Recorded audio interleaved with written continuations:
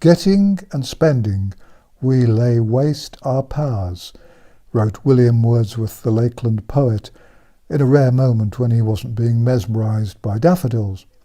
These days he would have to rewrite that, changing it to worrying and obeying, we lay waste our powers.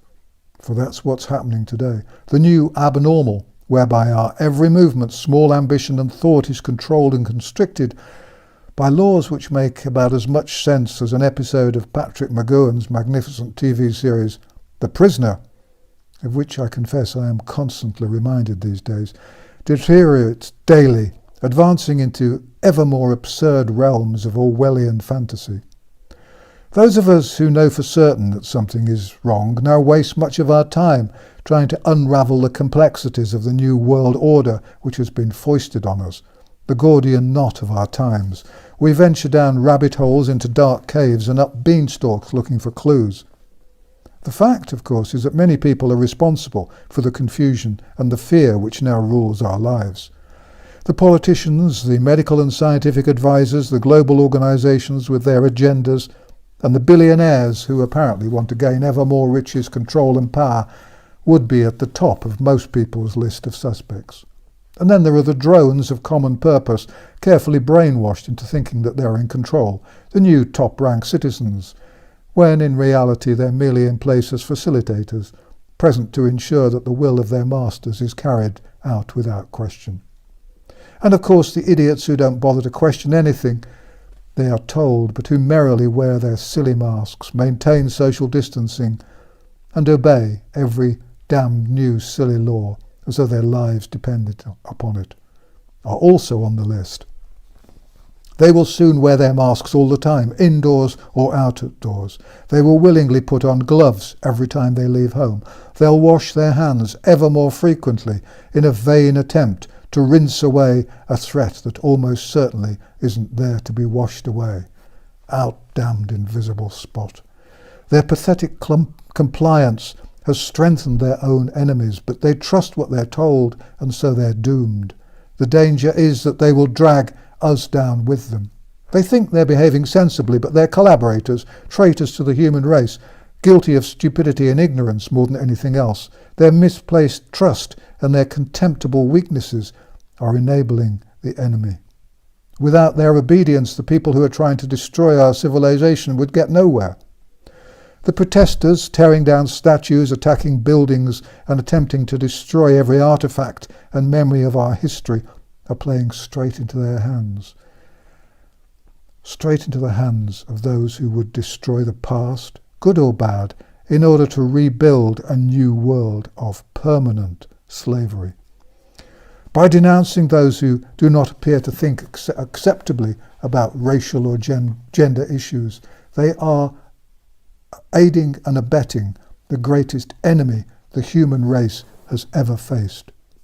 The climate change protesters who make so much noise and who are filled with a sense of self-righteousness, self-satisfaction and unparalleled smugness are behaving like crazed lemmings, taking us over the edge of the cliff and down onto the rocks where the survivors will fall into the hands of a bunch of truly evil men and women whose motives may be cloaked in the false colours of philanthropy or well-meant desires to eradicate poverty or hunger, but which are in truth no more than the selfish yearnings for the traditional triumvirate of power, control and money. The problem, of course, is that simple-minded citizens who wear their masks with so much pride that they pick out colours and styles as though they were choosing any new accessory don't understand that they're being lied to. They're suffering from something called cognitive dissonance. They can't believe they're living in a world where nothing is as it was. The lie is simply so huge, so complete, that they can't accept that anyone would be so evil as to tell it. Maybe they haven't heard of Goebbels and Hitler, who believed that if you told a big enough lie, no one would believe it to be a lie because they wouldn't be able to conceive of people being prepared to tell it. You can see them walking around anywhere these days. They look and behave like zombies, as though they're under a spell. But there's another group which is helping to make all this work, the mass market media. Without the media, the manipulators wouldn't have been able to pull off their coup. And they're at it everywhere. In the Spectator magazine the other day I read an article on the coronavirus by someone called Matthew Paris, who tossed into his article the words, "It's killing millions worldwide and threatening to overwhelm health provision."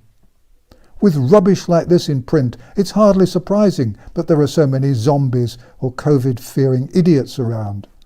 The total death number for COVID-19 has officially passed 500,000, not millions, but even that's recognised to be an absurd exaggeration. And I don't really think that anyone other than Mr. Paris seriously believes that COVID-19 is now threatening to overwhelm health provision.